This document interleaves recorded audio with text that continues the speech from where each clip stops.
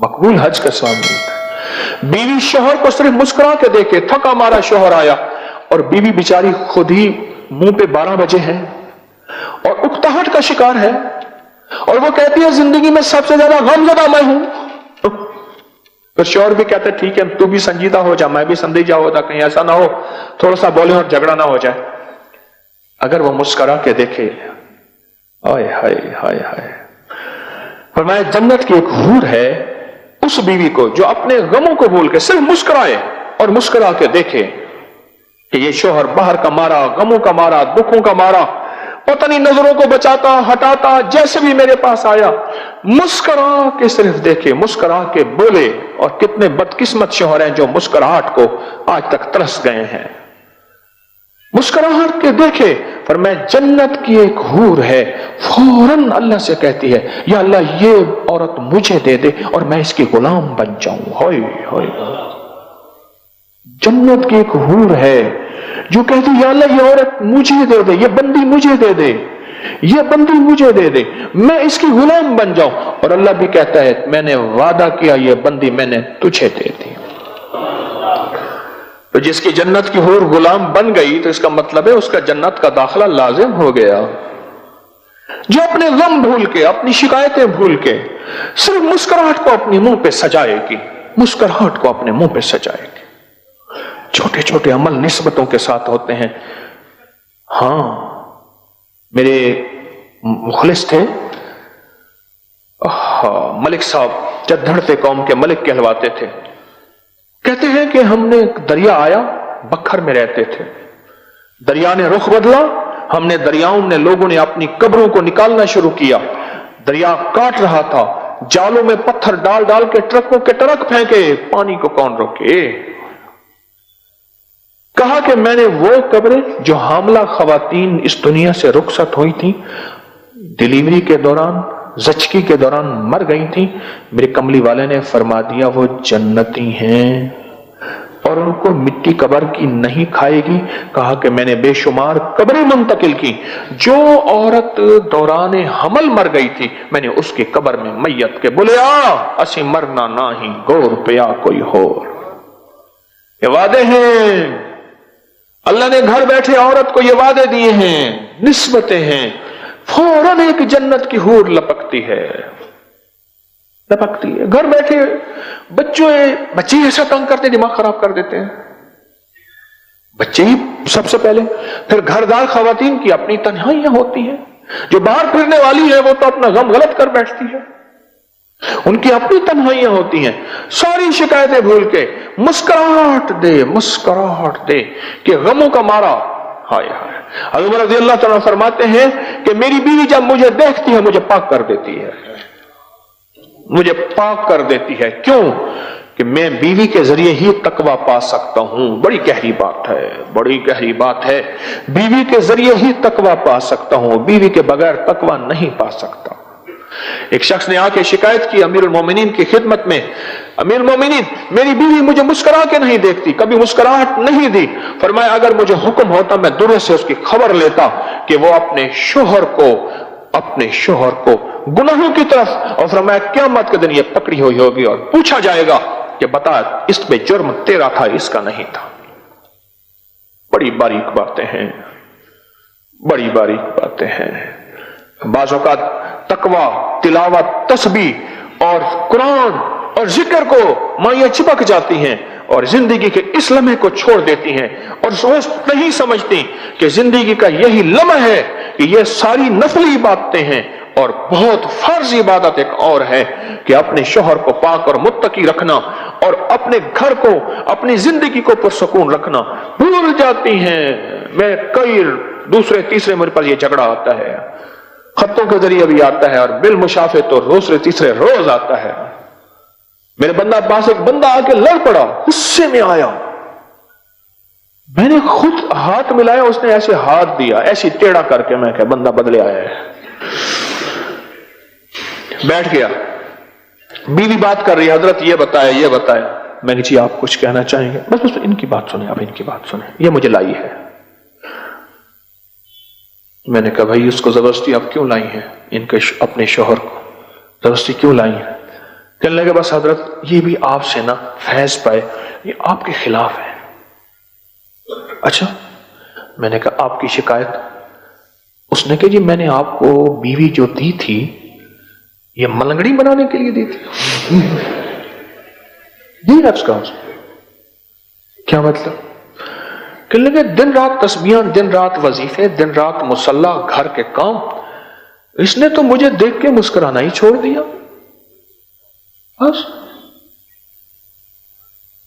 میں، میری تنہائی، میرا موبائل اور میرا چارجر، بس۔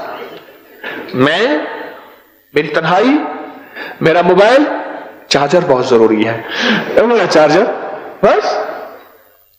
کہنے لگے عورت چوتھی جگہ، چودھری حشمت علی صاحب تھے ہمارے بزرگ اراہی تھے، بڑے پرانے، خواب بڑی عجیب باتیں کہتے تھے۔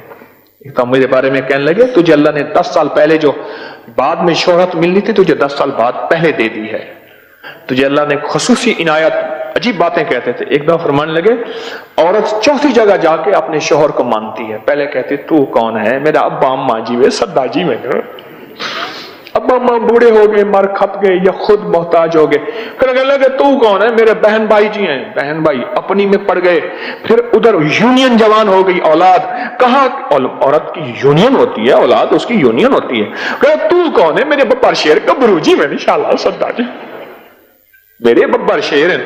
پھر ببر شیر کی اپنی ببر شیرنی آ جاتی ہیں، وہ اپنے ببر شیرنی میں چلے گئے، کہنے لگے پھر آخر میں کہتی ہے میں اور میرا بڈھا ہم دونوں ہی تو ہیں،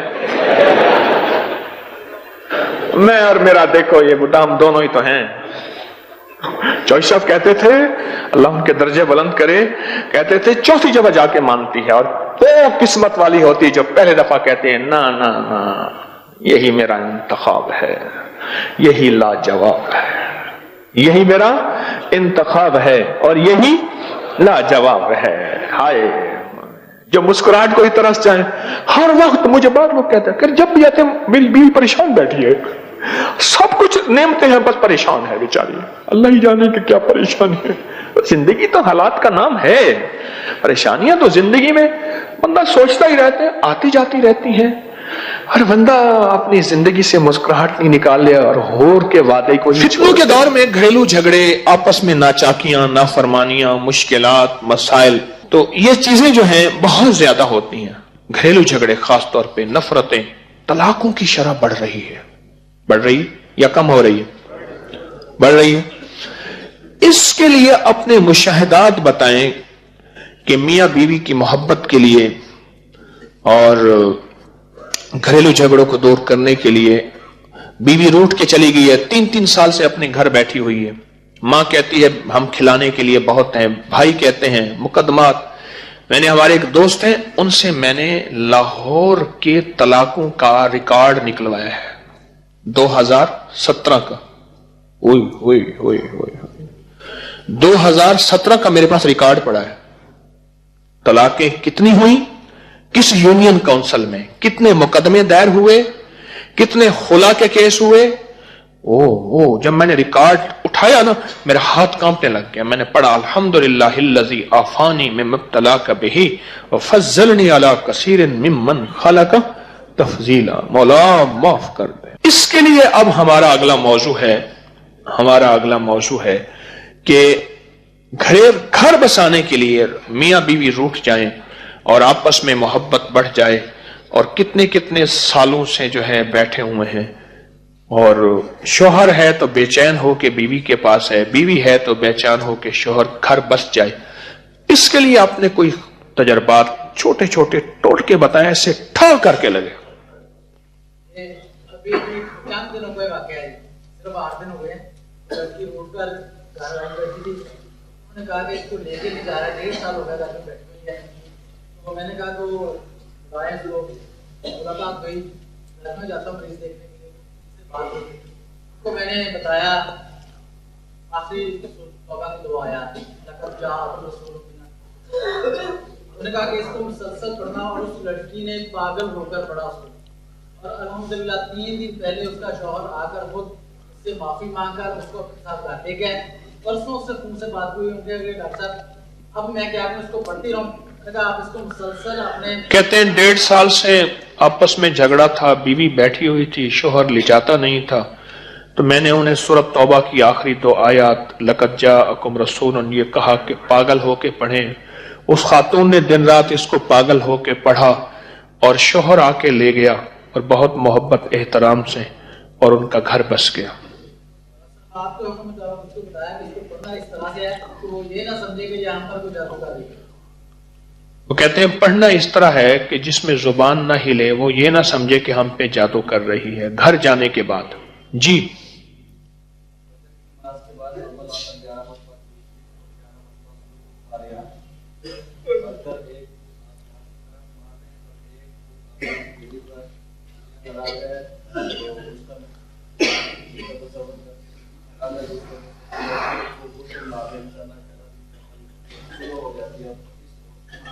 کہتے ہیں کہ فجر کی نماز کے بعد 11 بار سورۃ القاریہ، القاریہ تو ملقاریہ وما ادراک ملقاریہ، 11 دفعہ اول آخر درود شریف پڑھ کے ایک پھونک مار دیں آسمان کی طرف، دوسری دائیں ہاتھ کی ہتھیلی پہ۔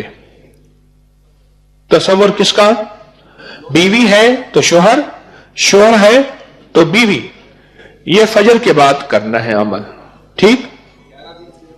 کہہ رہے 11 دن صرف کرنا ہے، پکی محبت ہو جائے گی، آپس میں کبھی جھگڑا نہیں ہوگا، ایسے جدائی نہیں ہوگی، نفرت نہیں ہوگی۔ اچھا اس کا ایک عمل اور بتاتا ہوں، 13 دفعہ کا ہے وہ صرف۔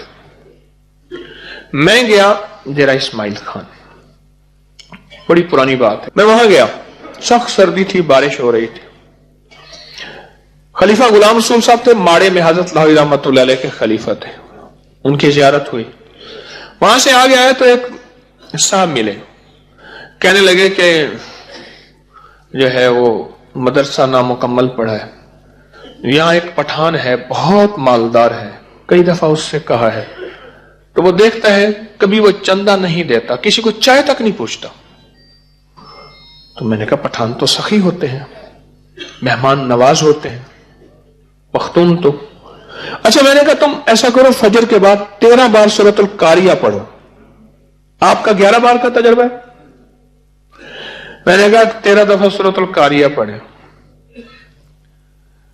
اور 13 دن پڑھے، 21 دن پڑھے، 41 دن، معمول بنا لیں۔